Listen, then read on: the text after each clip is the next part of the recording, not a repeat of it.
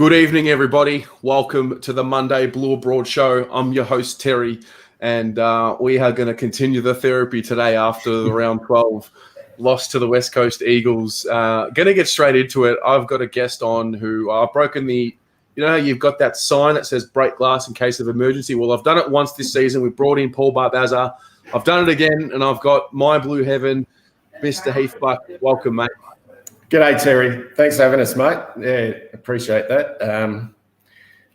I think we're all hurting, aren't we? We're really hurting at the moment, and geez, yesterday didn't help. It's been a long 24 hours. It's been, and I think it's going to get worse. It just feels, I don't know. It just feels like yesterday was felt like a bit of a tipping point for me. Yeah, it's gonna be a weird couple of weeks, I reckon. I think we need the weekend off, but at the same time, we'll be really looking forward to our next game to see what they've got to offer, because that one's going to be huge against the Giants. It's going to be huge. Yeah, it will. It will. Well, the new kids would call you the OG, which is the original of YouTube. So for those of you in the audience who've never seen Heath before, Heath Buck runs a YouTube channel called My Blue Heaven. So, which was the first, as far as I know, Heath was the first Carlton fan it probably was channel on YouTube. It was probably the only thing I knew how to use. So, no, he's been doing it for a while, mate. It's thoroughly enjoyable. It's fantastic. Love doing it every week. I wish we were able to do it and see this club actually make some improvement. Because really, I've been doing this, I think, 3 years now. Every video seems to be the same. Every review seems to be the same. It becomes very exhausting. And I can only imagine, I mean, every supporter's feeling the same way at the moment. There's no doubt about that. Yeah, well, what was meant to be, you know, a documentation of the rise has kind of now become, for both of us, a documentation of our decline to insanity. That's really what we're doing now. So one day they'll make a documentary about how we started and then how we ended. Well, I think people like that. I think people like watching others suffer. And look, I've always said once we get there, that will be it for me. I don't think I'll need to do it anymore. There'll be no real purpose in it. It's just whether I can hang on that long. I just don't know. I mean, look, we've got to try. We've got to stay positive. We've got to try and stay positive. But there's plenty to talk through tonight. There's plenty to talk through because there wasn't a lot to take out of yesterday. Yeah, for sure. We're going to talk through it. Those of you at home, pour yourself a drink. I've got one here. I'm going to run the intro, and then we're going to get this started. The therapy continues.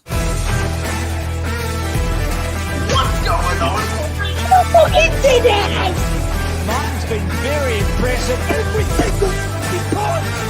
Thanks all the Carlton supporters, thank you for all your love. They've seen some playing grass game. And there's a defensive moment. Ball inside 50. Control. He strikes it beautifully. He's got it. Alrighty. Heath, let's begin, mate. We'll start with, as you mentioned before, we're going to start with the game. I'm going to get you to do a high-level recap of what you saw. Obviously, you did your review video today. While I do that, I'm going to put the members of the channel. I want to thank you guys, as always, for your support for the channel. But Heath, high level, what was yesterday for you? I thought it was disgraceful to start off with. I thought obviously this reminded me a lot of last year's round 9 game against Hawthorn at Optus Stadium, a game which meant so much for the football club. And I know we started that game last year okay in the first quarter, but we dropped away severely after quarter time. I just thought our level of preparation for this game, both from a strategic point of view and also from an emotional point of view, which was just really poor. And it started, and I was really surprised at David Teague's press conference where he said he thought the first quarter was good. Yeah, look, we had quite a number of inside 50s and missed, some shots on goal. But to cough up those goals early in the game at the level of ease of which the West Coast Eagles kicked them, was nothing short of, I don't know, just deplorable. And to come to a game like that against an opposition who were on the road, who we know don't like to travel, and brought a decimated football team, which is always dangerous, Terry, when a team is under the pump like the West Coast Eagles were with so many players out. It's always a little bit dangerous. But for us not to come switched on for that game, after falling away poorly in the last quarter against the Sydney Swans the week before, and let's be honest, we weren't great against Hawthorn the week before that. I don't know.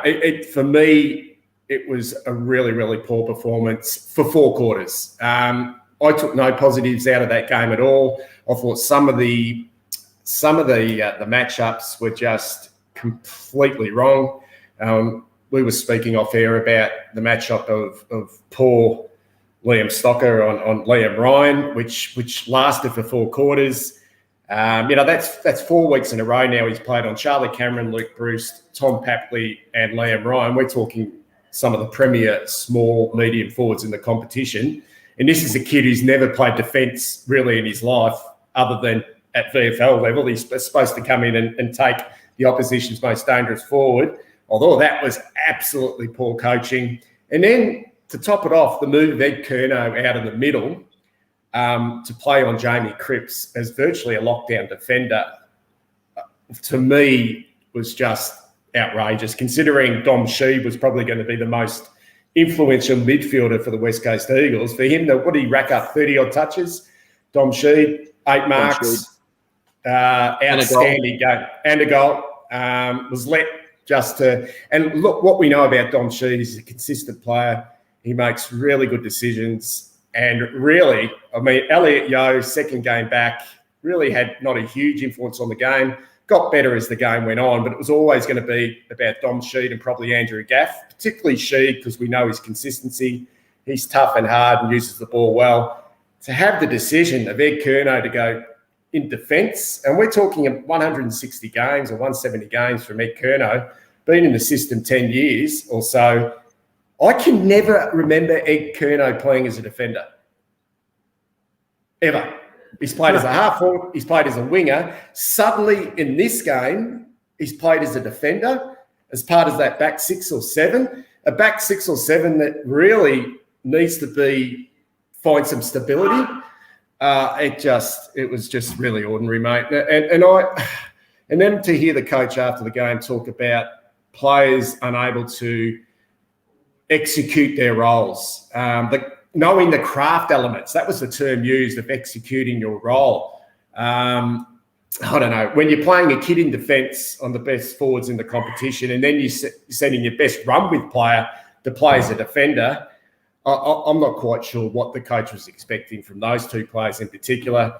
I thought our forward half pressure was poor to lay 4 tackles inside 50.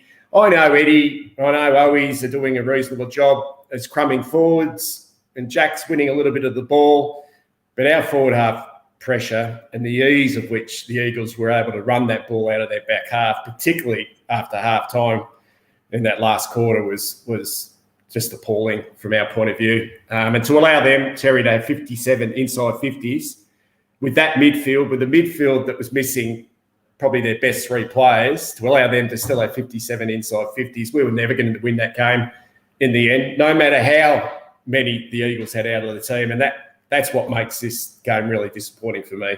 We didn't come mentally switched on, and we certainly didn't put enough preparation into trying to beat the Eagles. I think we just thought it was going to happen. Yep. There's a lot to unpack there. I'm gonna try and pick a few things out, and I want to go a level deeper on them. While I do that, everyone at home, Bucky, we like to play a game every week where we get everyone in the audience to give us 3 words to summarize the game. So those of you in the audience, if you could give 3 words to succinctly summarize what you saw, what you experienced during that West Coast game yesterday, we'll go from there. But while everyone does that, Bucky, what was like? I mean, I watched your preview before the game. Like, what was your expectation going into the game? Just for those who didn't watch the video, and then at what point in the game did you see the red flags where you said we're not winning this game? Look, my expectation for me, what I wanted to see, look, I was so confident that we get the 4 points in this game. I was super confident. I just thought that, obviously, with the level of talent that the Eagles had out, the fact that they had to travel, they don't like travelling, the fact that we had a week to prepare in Sydney, played on the ground the week before, I just thought everything was in our favour. All we needed to do was be mentally switched on and to plan accordingly. And we just didn't do that. The red flags for me were pretty much in the opening 10 minutes of the game, mate, when they were able to waltz from one end of the ground to the other. It hit up Liam Ryan on a lead. A couple of times, a red flag for me early in the game, and a barometer for me is, and I know others won't see it this way, is Jacob Wiedering. And Jacob's had probably not as good as a year as he had last year. He's having a solid year. But I thought some of his efforts early in the game, and I know he did a really good job on Darling in the end, and Darling had no influence on the game at all, but just some of his efforts sort of said to me, he's the leader down back, and I want to see him show, I don't know, I need him to be a really big presence, and I just thought a couple of his efforts were poor. And I thought, we're in a bit of trouble here if Jacob Wiedering looks a little bit off. What the hell's going on here? So they were red flags for me. And I just knew at three-quarter time that game was over. I just felt like the Sydney game the week before, and it played out exactly the same, mate. I don't know. I wanted to see in my preview, I mentioned for me, the 4 points was obviously important, but I wanted to see significant influence and impact, not from the usual suspects. So we're talking about Sam Walsh, Patrick Cripps, Jacob Wiedering, Ed Curnow to a certain extent. I wanted to see more impact from the blokes underneath, and not necessarily break the game to pieces, but just to give us something. And I don't know about you, mate, but to me, when we'll do the votes later on, it's pretty much the usual suspects in the votes again.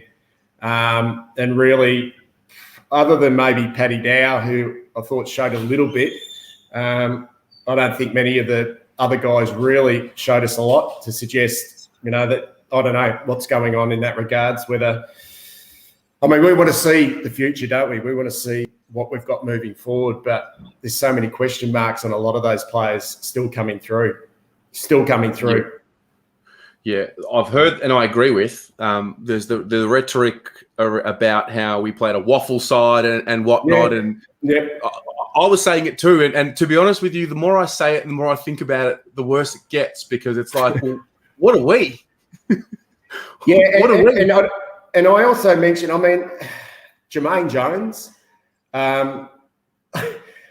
Jermaine Jones was a rookie at Geelong, and I know it's hard to get a game at Geelong, but he was never a chance at Geelong, never in a million years. And he goes to the Eagles, and he's been a fringe player at the Eagles. He comes on as a sub and ends up playing like Cyril Rioli. He was everywhere. He's kicking goals, he's finding space. For crying out loud, mate. We play these guys into form. Every week we play these same guys. Is it Zach Langdon, the former Giant? He was playing like Michael Voss. They just grew in confidence. They had a young player playing on the wing, playing his first game. I think it was Tyson Edwards' son. Correct. And I watched closely because Tyson Edwards was one of my favourite players when he played at the Crows. He was an absolute champion. I was quite interested to see the way his son played. Playing his first game of AFL football, we did not make one, or what I could see from the TV screen, not one piece of body contact at all towards that kid in that game. He was allowed to run around the back, win his own ball. He must have thought it was like Christmas. He must have thought he'd woken up and it was like Christmas Day. It was just, when are we going to learn? It's I don't know. For those three blokes to have a real impact on the game, you're talking Zach Langdon, Jermaine Jones, and young Edwards. If you were to say those three guys before the game, you would have gone, who? Who were they? And they've all gone to be on really big contributors in the game. So no, I don't know. I don't know, mate. That doesn't sit right with me. Yeah. So we spoke just before we went live, and I was saying I don't generally get. I'm very, I'm naive almost because I still have the hope. It's falling away. It's going to be 0 shortly, but I've still got the hope. But the gaff goal in the second quarter was where I said, yeah, we're actually going to lose this game.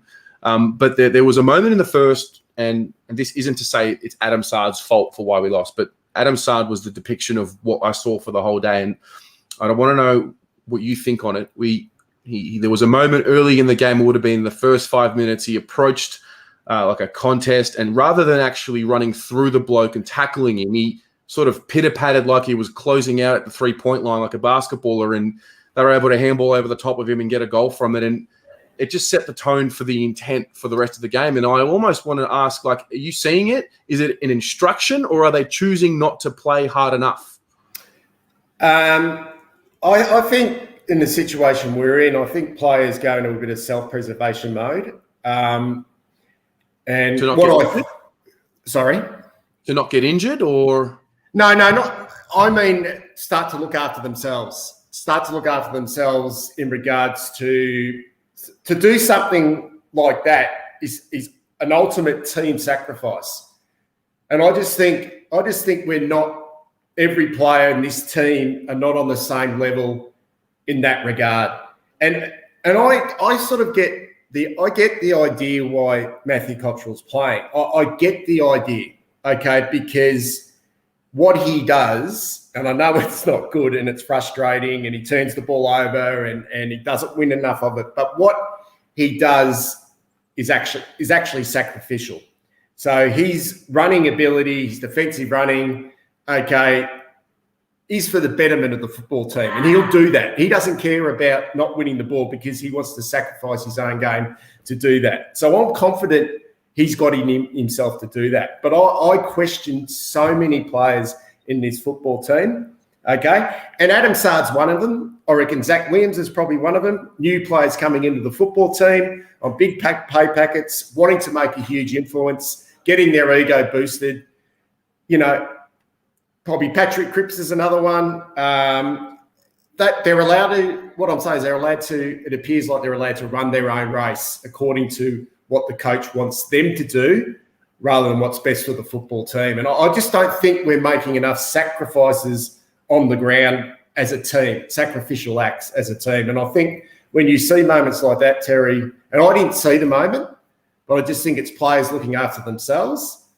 Because I think Sard's been told, I think get the ball in his hands. Okay, you do what you have to do. Okay, don't worry about, what's your job first and foremost as a defender is lock down your opponent first, then attack from then when you've got the ball. I think it's the complete opposite with at this stage with Zach Williams and Adam Sard. I almost feel like it's the other way around. Okay, we'll try and cover your men. Okay, we'll let you get on your bike.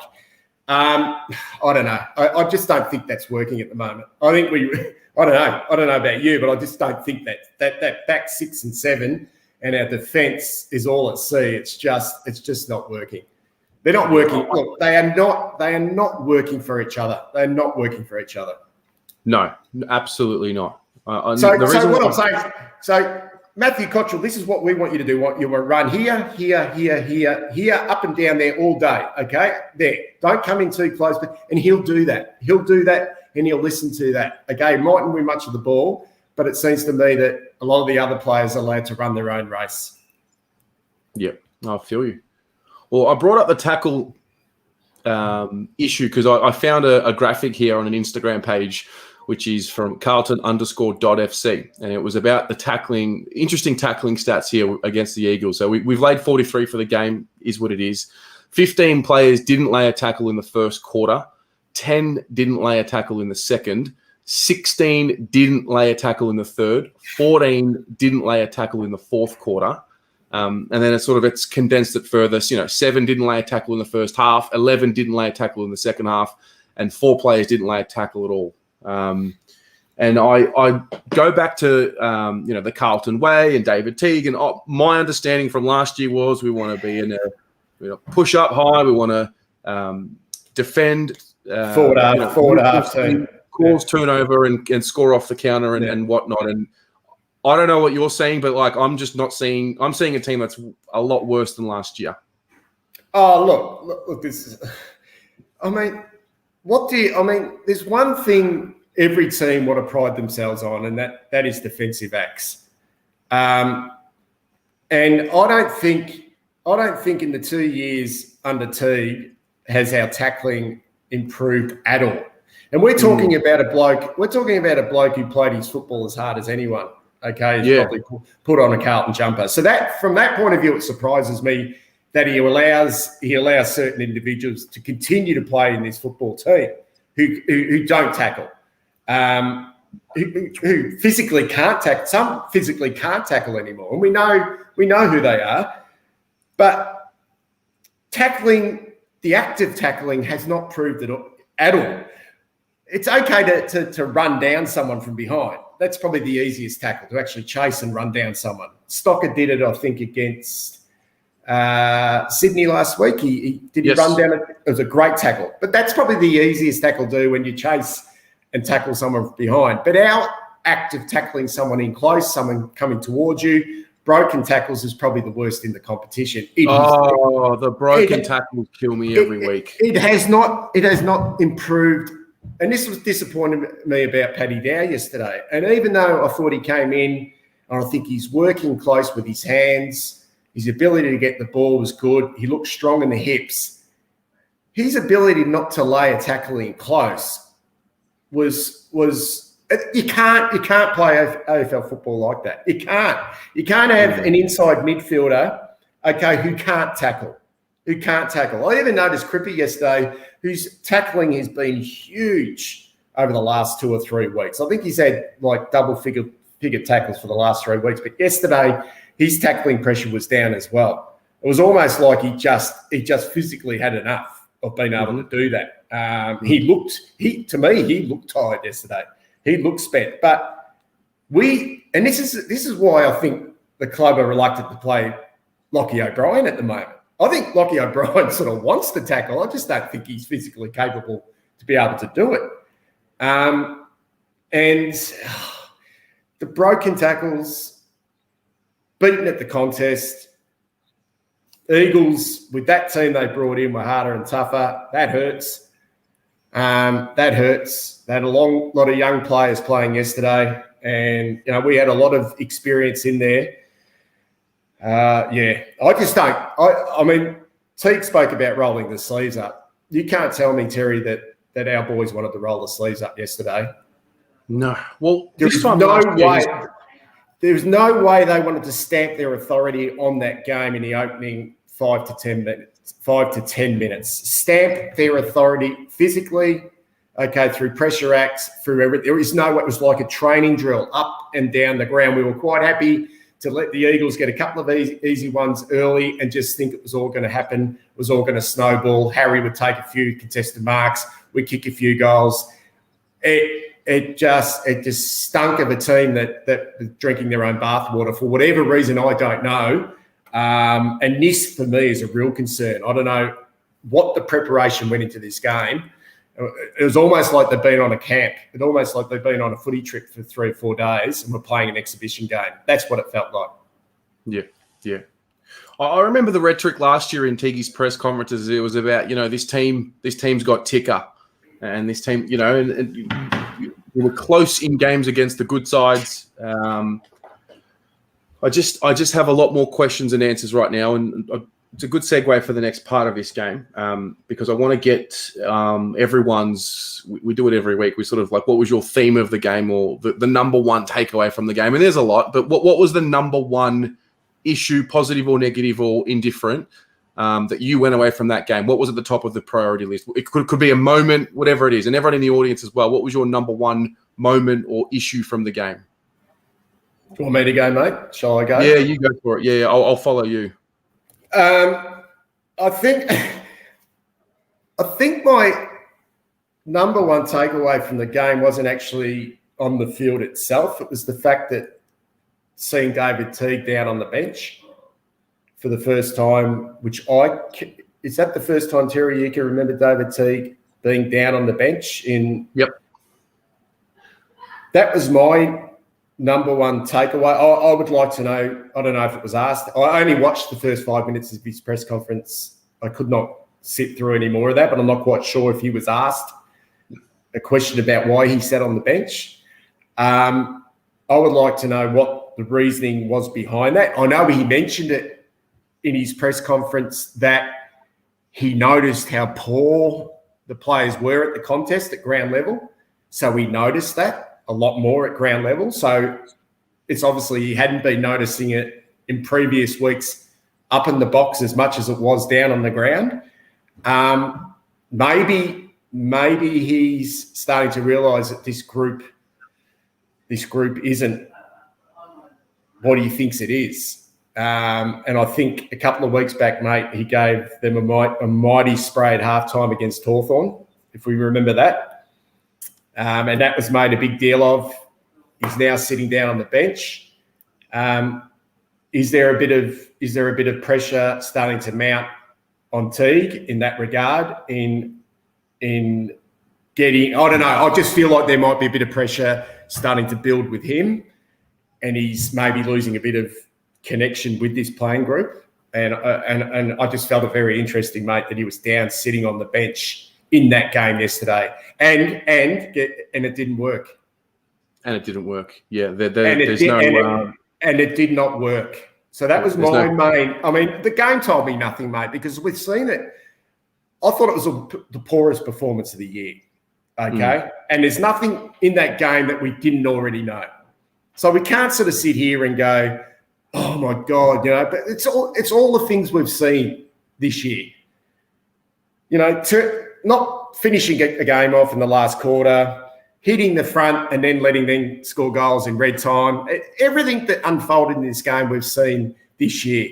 This one hurt a lot more because it felt like the game meant a little bit more. The Eagles are underdone. And the fact that we didn't really turn up to play, that hurts. And it probably hurts more. Yep. And I think for most part this year, Terry, I think we've turned up for games. I think we've started reasonably well in most games this year. It felt like we've really been in the game. And even though we were in the game at quarter time against the Eagles, I don't know, it just didn't feel right. We were just, the way they were able to score those goals really easily set the tone for the rest of the game. It gave them a sniff that they didn't need or we could afford to give to them. Yeah. And the fact that Teague was sitting on the bench, and that had no impact at all. To me was really significant.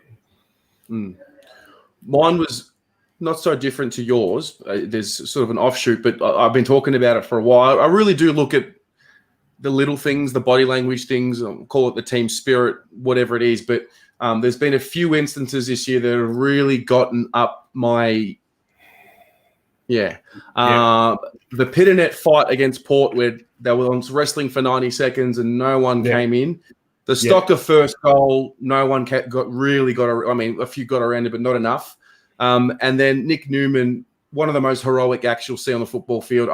Maybe the camera didn't cut to it. And if there's someone in the audience, I think Blackarat is in the audience. If someone was at the game, I didn't see many people go and give him a tap or rally. And it comes back to, I think you mentioned it before. It's like they go into their shells. They think about themselves. No one wants to think about their teammate. They want to make sure that they're okay and they're doing their job, and it's someone else's job to do something else. And it just reeks of and this is not even new. This happened years ago. I remember when Jones got knocked out. I reckon there were a few that were just laughing and smiling. Yeah, that was the Zerha incident with Liam Jones, and I think Lockie Plowman was having a bit of a smile. And I know. And I think there was even an incident a couple of weeks back, Terry. It might have been in the Hawthorn game where who did Hardigan hit? He hit Walsh. He hit Walsh, and I know Harry didn't directly see it, but he sort of turned and saw Walsh on the ground. And you would think the first reaction would be to grab Hardigan and go, what the hell's going on here? Or even ask Walsh, he's just hit me. Like it was almost like no reaction at all to the situation. And I agree. I think the lack of care. And he can show as many videos of training and photos and blokes laughing and guys getting presented jumpers and playing your first game and, oh, what a story this is. But unless you actually show it on the football field when you cross the white line, when it really matters. Okay, not for the cameras in the change rooms, okay, for us supporters, when you cross the white line as a group, okay, all the things that you've spoken about, prepared for, when it really matters in 120 minutes, unless you want to do it for each other, okay, and the actual care for each other, then really, what is the point of being out there? Yeah, I mean, what is the point of being part of a team if you don't want to do that? Yeah, I feel like we're far too gone in this, build where these are the simple principles you set from year one. I mean, they don't even need to play AFL to know that that's just what you do when you go on the footy field with you. Like, it's a war. Like, it's just inherently ingrained in you. You're there for your mate. All those classic Australian values, and not even a football value. They're just Australian values, and they come from the war veterans. Yeah. They're passed down, and I don't know how we've lost that. Like, how do we lose that? And I think the one thing we saw when Teague took over, I think we saw it. We think we saw it return in those 11 games, and I think that's what got us emotionally back invested in the football club, because I think we started to see that, mate. I think we started to see that. I don't know. I started to see it. Maybe we were all tricked. But there was definitely, maybe it was that bad under Bolton and fall away, that bad, that any improvement was going to satisfy us. But I think we started to see it. I think we thought that Teague could instill this into the group. And we saw, we saw a couple of fantastic wins in the West against the Fremantle Dockers. After the siren kick last year, real high points. The one the year before when Murph kicked that late goal, and we were all thinking, this is it. This is what it feels like. This is what. Yep. But it just then completely falls away the following week, and then just they can't maintain it. They don't know how to maintain it. I don't know. I don't know if we are a team that relies too much on emotion. Was that all based on emotion?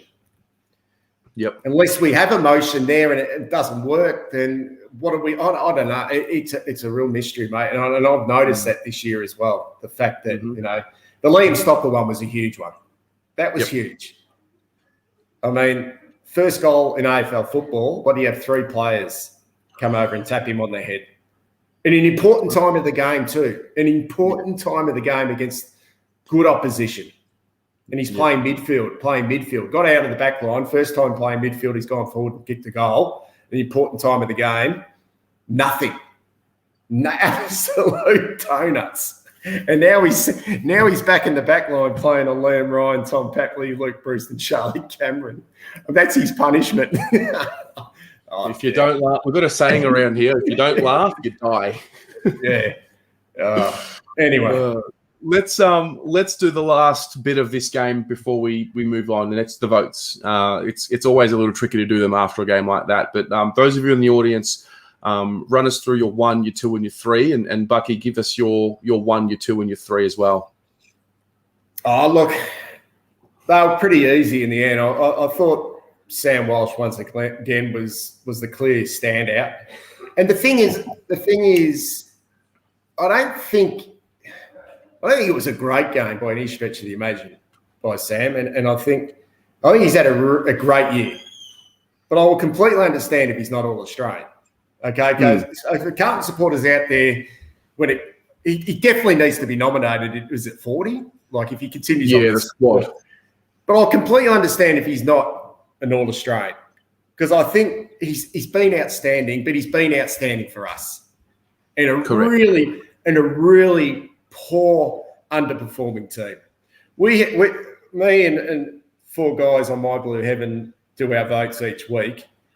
We have him 120 votes in front in the award. He's on 220 odd votes, and the next best is Jacob Wiedering on 103. Wow. I mean, and people will say, well, that's only, but there's 3 ex-AFL footballers doing the votes. No, you guys watch the game. You watch the game. I feel like us fans have a general idea. And sure, and I'm sure the coaches will see it a little bit differently, and they probably give votes to guys who do specific roles and all that. But the fact of the matter is, Sam Walsh now is over 100 points in front, and we're only halfway through the year. And I think he's been outstanding, but I don't think it's all Australian outstanding. I just think we're that poor, and he's at streets ahead of anyone else in our team, and that for me is a concern. But anyway, I gave Sam 3. Thought he was our best. I thought Liam. I got a bit of flack for this, but I thought Liam Jones was second best.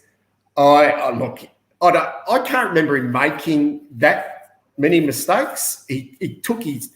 Look, he played on Bailey Williams, who I don't know a lot about. Darling didn't have an influence, but I didn't think Wiedering had the same, I suppose, impact that Jones had. I thought Jones was one that held his head up high for the whole game. And he's, when the shit hit the fan in the last quarter, at least he was still able to intercept mark. And if it wasn't for him, that game could have got even uglier. And I'll just, look, the third was really hard for me, the one vote, but I gave it to Zach Williams. I think his last 2 or 3 weeks have been positive. I think he's starting to find a little bit of fitness, and he's starting to give us a bit of bounce and a bit of energy. And I thought he was okay. But it was Liam Pickings, mate. So 3 Walsh, 2 Liam Jones, and 1 Zach Williams. I'd be interested to know what some of the other votes are, to be perfectly honest, what the viewers thought. Yeah, I'm getting them up here on the screen. It's general. Well, Walsh is the unanimous 3 vote from what I've seen so far, and then I think people have either interchanged the Jones or the Williams. I had a Walsh, I had a Jones, and I wanted to put Zach Williams in, but technically, if you look at the stats, he looked all right. I think he just frustrates me because of the expectation I have on him. But I loved Nick Newman's game before he got hurt. I thought he was doing a really good job for us there as well. So I gave him the 1. I'm kind of at that point now where a game like this, like I don't even really care what my votes are. It's just I almost wanted to reward Paddy Dow and give him a vote because I thought he had a dip as well. It was good to see him, get his hands on the footy. I mean, and as I said, I think it's I can understand he's a once-in-generation player, Sam Walsh, and for a third-year player to be doing what he's doing. But I think that's a real indictment, really, on the rest of the playing group to have a third-year player just that far ahead of everyone else. In a team that's supposed to be building, and when you want a team to be building, mate, you want everyone to come along for the ride, and really he's the only one driving this freaking car at the moment, really, isn't he? It's true. It is true. All right, look, there it is. I don't know if we can move on from it. I think it's going to take maybe until Wednesday, Thursday. We've got a whole weekend of, I think a lot of people have been saying the best part about this weekend is we're definitely not losing this weekend. So maybe it's the break I think the fans need a break. I don't give a fuck about the players. They need to keep training, but the fans... Have they come home? Have they come back to Melbourne? I don't know. The answer is I don't know. I think they will, though. I have a feeling they will. But it's going to be a welcome break, I think. It's just the stress and anxiety of game day and disappointment. Did we have a bye last year in the shortened season? Did we end up having a bye?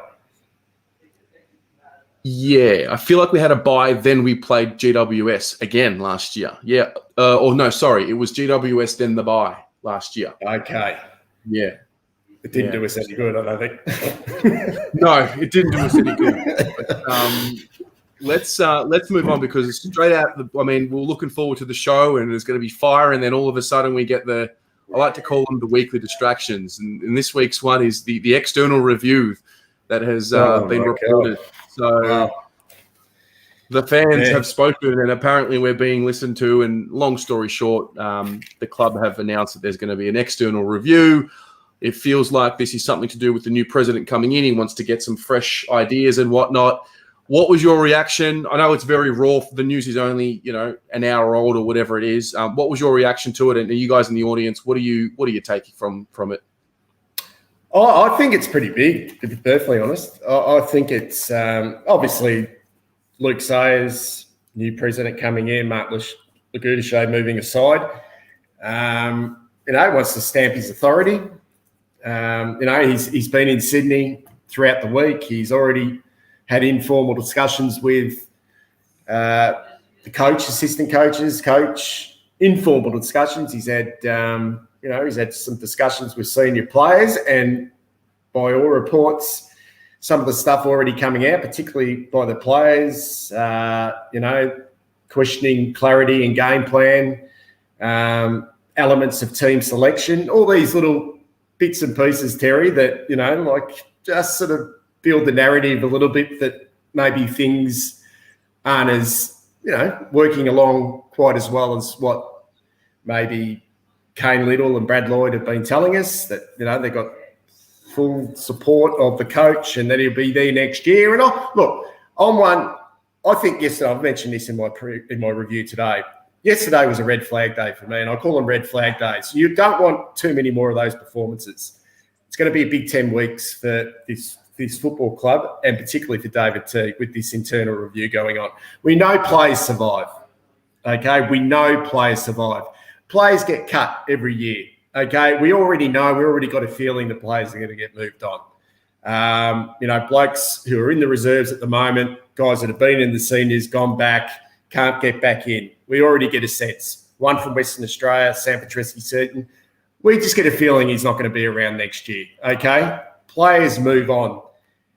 But most of the playing list, they survive. That's the way football clubs is. This external review, okay, is a lot about the football department. And I'm talking about David Teague, the assistant coaches, Andrew Russell, the whole lot, and even Brad Lloyd himself as the football Well, that's manager. what I was going to say. This, for me, football department, I know that, Brad Lloyd is relatively new in the sense that he's less than 5 years old at the club. Russell as well. I think Brad Lloyd is one who hasn't really. It's hard for a fan. We see players play, and we see coaches and body language. We don't see anything week to week from above there. But this football department as a whole, I don't know how much blame you apportion or how you apportion blame, but whatever the makeup of this football department is, and I'm talking what you just mentioned, what you listed, coaches, assistant coaches, high performance staff, that department, you just get the feeling it's never a good sign. When look, and this is nothing against Brad Lloyd, because I don't know him and I don't know what sort of an operator. So I'm not coming in and saying, let's remove Brad Lloyd. You say he's been there 5 years. But the external review will look into every person, in the football department. But then you look at someone like a Richmond, and I look at who's their football manager at Richmond. Is it Graham Mallon or no? It's Neil Baum. Neil Baum, sorry, not Graham Mallon. Neil Baum. Neil Baum at Geelong, Neil Baum at Richmond, wherever he goes, success. He's the hardest taskmaster, got unbelievable relationships with both coaches and players. He's just straight down the line, unbelievable football person. Okay? Now, I'm not saying Brad Lloyd's not that, but you need a strong football you just need a strong football manager. Okay?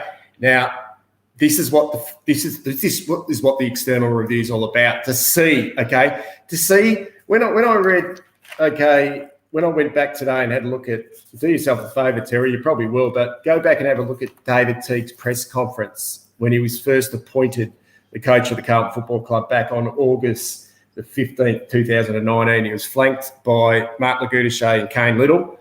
He was asked the question, what have you learnt over 12 years of being an assistant coach and coach of the Northern Blues, blah, blah. He said, what I learned is to do it my way. To do it my way was his exact words. I got a feeling that Teague's pretty comfortable in this position, and he's been comfortable in this position since he was appointed.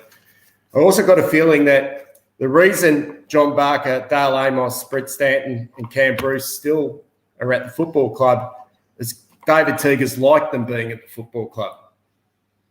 I don't know if he's too comfortable of having someone else come in on board. I don't know. I reckon that would be very challenging, Terry, to have a Justin Leppage who's had success as a premiership player, but also had success as a premiership assistant coach who's now in the media, who knows what he's talking about. I don't know how intimidating that would be. I think Teague's become very comfortable with those assistant coaches underneath him, too comfortable, in fact. Yeah. He needs to be, they need to be challenged, mate. I reckon they've got just a little bit, that's just my point of view. I reckon they've got a little bit too comfortable. Did Teague say, I'm pretty sure, Terry, that he said that he didn't want any changes made to the assistant coaches at the end of last year. He wanted them all to remain. That's correct, isn't it? I don't remember, but it's a good segue, and just to continue on, because I remember having this conversation with Alex and Mark on an audio podcast we did in 2019, where it was about, we actually listed the assistant coaching group and compared them to Geelong and Sydney and Richmond and West Coast at the time and whatnot. And Teague must have backed them in because it's 2021 and we're talking about it now. There had to have been some sort of a backing from Teague. I just don't understand how that hasn't been changed. Well, it hasn't been changed. I mean, we've got Luke Power, who's come in as a development coach. And we did have Henry Playfair came in, but he was cut because of COVID and because of the soft cap. And Matthew Cruz has been added, obviously, this year as a ruck coach. Is that correct? But really, they've been the staple. Teague, Barker, Amos, Stanton, Bruce have pretty much been the staple since he was appointed back in 2019, and not one change has been made to that quartet of assistant coaches. And that over a 2-year period is an underperforming. That is an underperforming coaching group.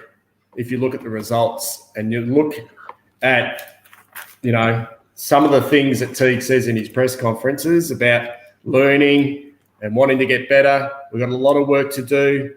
Okay, we need to be better. We really need to be strategic how we get better. I mean, for crying out loud, mate. I mean, yeah.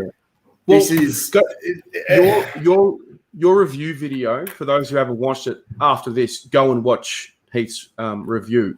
You brought back the quotes from Kane Little and I think Teague as well when he was appointed and what we were looking for at the time and everyone's going to come out and say, oh, I knew we shouldn't have, or I knew we should have, and whatnot, and that's fine. I remember at the time I was pretty keen on Michael Voss. That was just how I saw it at the time. But the key one, and I don't remember word for word, so if you could just recite it or remind me of it. It was about, I think it was Little saying he's ready to go. We're not going to wait for someone to develop as a coach. What was that? Just to remind everyone. Well, the reason why I brought it up was because I think you'll get a fair bit of rhetoric from some supporters, and they're entitled, and everyone's entitled to their opinion, that you got to give Teague time because he's only coached 40 games. Well, that's true. That's factual. He's coached 40 games. But when he was appointed, I wanted to go back to the appointment, okay? And the whole thing. So Lakuta Shea spoke first, and he said 12 years of coaching experience, coached his own team, been through great footy programs at the West Coast Eagles, Adelaide, St Kilda, okay? And then Kane Little got up and said the criteria. So they profiled everyone, extensive interview. They interviewed him about 8 times, interviewed other coaches. This is what he said. We needed a coach that could come in and hit the ground running. David Teague was perfect for the group for where we are at right now. We did not need someone who would come in and need time. The profiling we have undertaken says Teague is the perfect person to do this. He could not be more ready to coach a senior team. This team is ready now. So we're 2 years down the track. We're sitting fourth. We're sitting and we're talking about, okay, he's only coached 40 games. Well, okay, if that's the case, 2 years ago when he got appointed, why wasn't the messaging then, okay, we're getting in a young coach, there might be a little bit more pain, we're going to go through the process, we haven't quite got the list right, we need to do this, we need to do that, but we're going to back this bloke in for the next 3 or 4 years because we believe he's a long-term coach because he can develop. Okay, we've got a bit to go with this. Not we're ready now. This bloke, we need to hit the ground running. He sold this to the club as much as they sold it to him. This team, Terry, was ready to go. Yeah. This team was ready to go last year. This team was ready to go last year. And I was savage on this club last year that David Teague last year was playing a really experienced team. And every review I did was about this team was ready to go last year because he was playing experienced team. Okay? Yep. This year, okay, the same. All right? I don't think we've had one debutant this year. That's been Luke Parks. One debutant. And I know for whatever reason, injuries, blah, blah, blah. But he doesn't generally like playing young players, and that's fine. They can make their way through the VFL. But this team is ready to go now. Not next year, not the year after. That's not what the club sold us. No. So now to come out and go, okay, we just need a little bit more time, or 40 games, he's still a bit. That's complete bullshit to what was sold to us on August the 15th, 2019. Yep. I think we go back as well because I remember at the time it was whatever the record with Bolton was. It was 3 wins out of, I think it was 44 games. And for us, you can almost, I don't want to get political. I'm not really into it, but I remember when Trump was elected, it was almost like we just want change. We don't care who it is, but we just want change. We wanted to see wins. We saw some wins with Teague. Yeah. And, maybe I'll put it out there to everyone in the audience. We got quite a few in the audience now. Just a yes or no in the comments.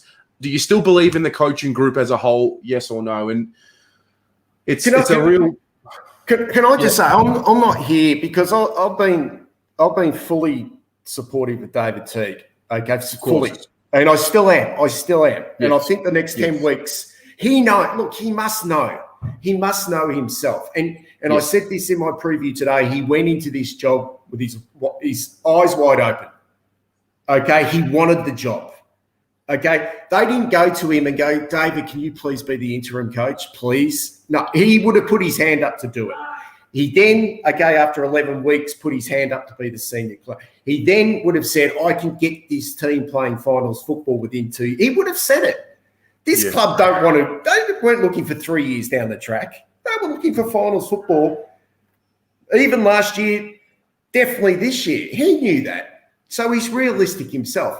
Listen to his press conferences. Listen to him yesterday. He knows he's under the pump. And now with this external review coming as well, this isn't about saying let's just get rid of him. If it means the club decide, okay, we can still see some good with David Teague, and maybe the players are a fair bit to blame as well, because this external review will look at the players as well. Maybe they get that support around him, but they need to do it properly and not be reactive.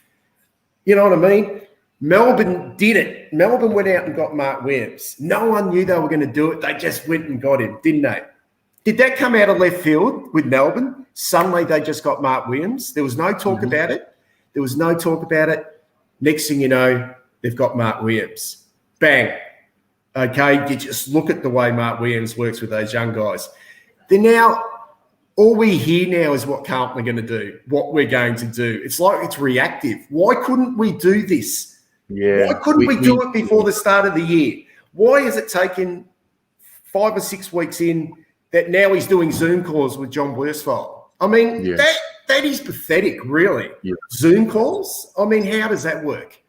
Yeah. I'm with you on I love Teague. I believe in Teague. I believe he's a modern coach. I believe he speaks to the modern player. My gripe is the one thing about him that I cannot stand anymore is the way he speaks to media. I think he needs. I don't know how you inject training into him. I don't know how you do that, but he needs that. But definitely, it's always been airy-fairy, mate. Go back to that. go back to that August 2015 when he was appointed. Was the worst performance I've heard. Yeah, it was just airy-fairy. It was just airy-fairy. And if you were so not emotionally invested and so happy at the time, and was just sitting back and analysing it, you would have got, geez, he doesn't sound like a senior coach to me. He just sounds like a bloke who's and he's got to stop including us fans in his press talks. It's not. It's really.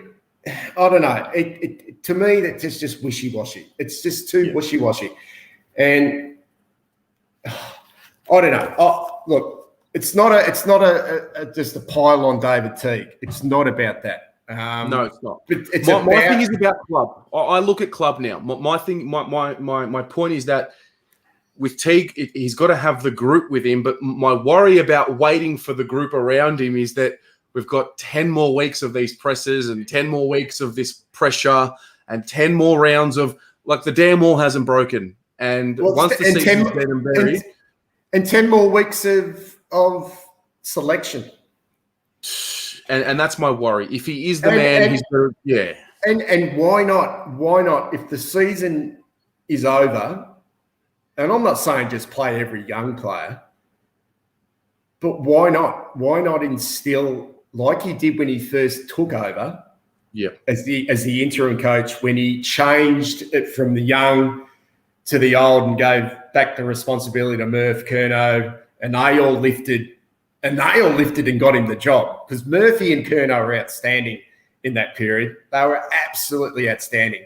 And I still think to this day, Teague is very loyal, a very loyal coach. And this is, Murph continues. I think he wants to get into his 300 games, but this last 10 weeks is super important for David Teague as a senior, and really important for the whole team as well. I don't think we can afford to go into next year with doubts about the senior coach. We need to be steadfast that he is the right man for the job, but we also need to see the signs in the second half of the season, and real signs as well. Not 25, 26-point losses against top quality opposition, real signs that the talent is starting to come up from underneath, and there is a buy-in to some type of game plan. We need to see it, because how can we go, Terry, into next year if we can't see the development from underneath coming up, because that's the future, and then the future of the game plan and the fact that the players are buying into that, whatever that is. Yeah. My thing with 2021 is we haven't – I think I haven't gone through every team, but I feel like most teams, especially those in the top half or the top 11, have had their moment this year. I don't even think we've had a moment where it's like, oh, hang on, here's the Blues. Like we were 0-2 and we won 2 in a row. That was kind of to get us back to level pegging. And ever since we were 2-2. The only time I've felt a level, and I know when I'm back as a supporter, when I feel anxious. The only time, and it's not a good feeling. It's a bad feeling, Terry. Anxiety of excitement and nervousness was when we were 27 points up against the Western Bulldogs at Marvel Stadium, deep into the third quarter. I started to feel that real anxiety that comes with shit. We're actually okay here. And for some reason, since that, it's almost like it's been downhill since then, even though it wasn't particularly impressive in the weeks before that. We were competitive against those better teams, but I don't know. That was probably the only time where I genuinely felt, Jesus Christ, we've pushed a top quality opposition here with a mighty midfield, and we've done something right here to be 27 points up. And I thought the Dogs that day had actually played reasonably well. It wasn't like they played poorly. That's the only time throughout the whole year that I've felt a level of excitement. But nothing real. There's been no. But maybe the players feel that as well, mate. I mean, they drive it, but maybe they feel it as well. I mean, you've spoken about the fact that there doesn't seem to be a lot of care for each other out on the football ground. Yeah. So, I mean, a lot of the rhetoric's around the assistant coaches, and my thing is, do you need your assistant coaches to make your head coach better, or doesn't your head coach need to make everyone else around him better? And I think Teague's got that in him. Just more question. Can you just go back to my point about the fact that Teague's he's been the top dog there for 2 years with Dale Amos, young coach. Brett Stanton, not long out of retirement when he came in, I would say. Cam Bruce had come across, where'd he been at Hawthorn?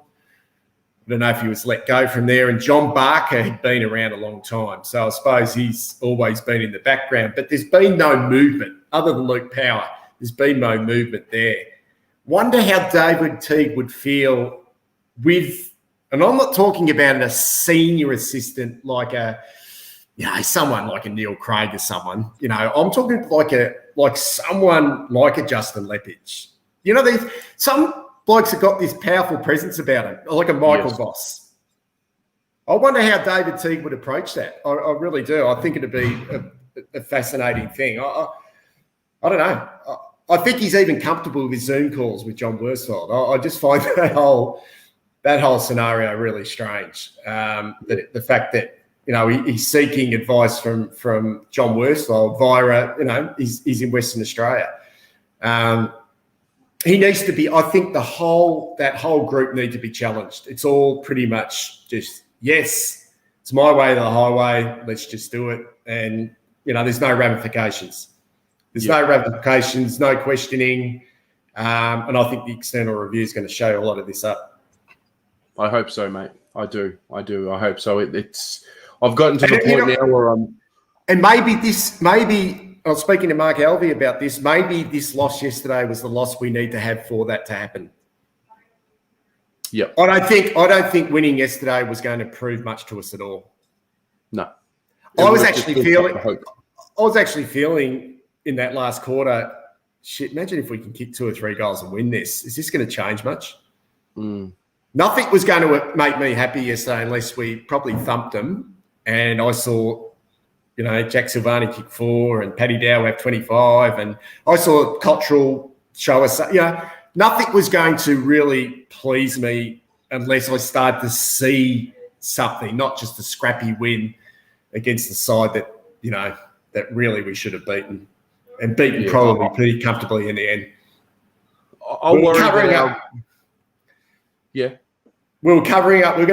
If we just scraped through and won that game yesterday, it was like the Hawthorn game a couple of weeks ago. That was the most unconvincing win. I mean, look what the Gold Coast Suns did to the Hawks the following week. They made them look stupid. They made them look absolutely stupid.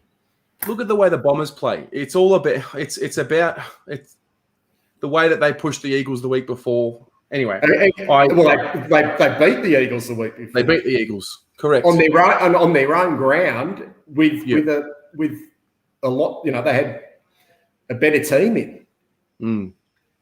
So we are like, for people like me who don't know any better, and people younger than me who really don't know any better other than just losing. It's kind of like when you're in multiple bad relationships, you call them red flags. And all you know is the chaos, and every relationship you just get into for the future, you don't know when someone comes along and treats you right. You don't know how to handle it, so you fuck that up too. And I love my analogies. That is magnificent, mate. You've just hit the nail on the head there. That is exactly right. It's almost like we're the naughty kid that tries to be good, but then just can't help themselves. They just want to. It's like attention seeking. It's not that, but it just seems like we're never happy unless the media or externally people are having a go at us. We just never seem to be happy unless the attention's on us from a negative point of view. It's like the naughty kid in the classroom, like the center of attention. That just feels like us continually. Like yesterday, we could have put that to bed for a couple of weeks. Just put it to bed. Go out, win the game, win it in a professional manner, turn up to play like a semi-professional football team that's showing incremental improvement from a week-to-week basis with a coach who knows what he's doing. Put it to bed. Go and have your bye and your week off and prepare for the following week. Now we've got 2 weeks of absolute fucking scrutiny. Unbelievable. And it's almost But like we bring it on and want it. There's a comfort in it because it's all I know. Yes, it is. It gives us something to talk about. Oh, goodness gracious. Anyway, mate. Hey, listen, I want to thank you very much for coming on tonight. I problem, really appreciate mate. you giving up your time, and hope you enjoyed it, and hope the viewers at home enjoyed it as well. It's always good to link up and connect with those that have seen the golden era and know what it's all about. Well, look, I've said this before and I'll say it again. I've forgotten what that was. You know, I was only a kid. You know, I mean, I was sort of a bit older when we won in '95, but I've forgotten, mate. I'm like anyone else. I'm like you. I'm like my teenage sons, and you know, I just want to see it as well because I've forgotten what that was like. And really, that means the past for me now means nothing. I mean, it means nothing. It's all about the now. It's all about the future for us, and I want that as much as any other supporter. And I hurt as much as you hurt. I hurt much as anyone else. So I don't feel any different. I don't feel any more privileged for seeing the success this club had back in the day at all. In fact, it actually makes it harder. So look, I appreciate coming on, Terry. You do a magnificent job on this channel. And look, we need to just chill for a couple of weeks. I'm actually going to be doing I'm going to put myself through a bit of pain and do some player reviews, mid-season player reviews. They're going to be interesting over the next couple of weeks. You know, just going through, you know, we mentioned how fantastic Walsh is, but there has been we talk about the team underperforming. There's certainly been a lot of individuals, Terry, that certainly haven't had great years as well. So they're going to be interesting over the next couple of weeks. But keep well, mate. One thing we haven't been able to do is get to training together and have a bit of a chat. So I don't know when that's going to happen. Hopefully at the end of the year, bud. Fingers crossed. Fingers crossed, mate. Well, listen, good luck for the mid-season reviews. Those of you at home who have not seen Heath Buck, I don't know where you've been living, but head to his channel, My Blue Heaven on YouTube. Go check out his review and show some support there. And just remember, tomorrow we've got the big Almost Blues Brothers podcast on the audio platform at 7 a.m. Tomorrow night, the Jumper Punch boys have absolutely cracked the shits and they've gone ape shit. So tomorrow night's going to be fun. I want to get on. Actually, shout out to Paul and the boy. I want to get on that show. I want to get on there. I want to create some. Paul, I want to create some havoc, brother. Get me on.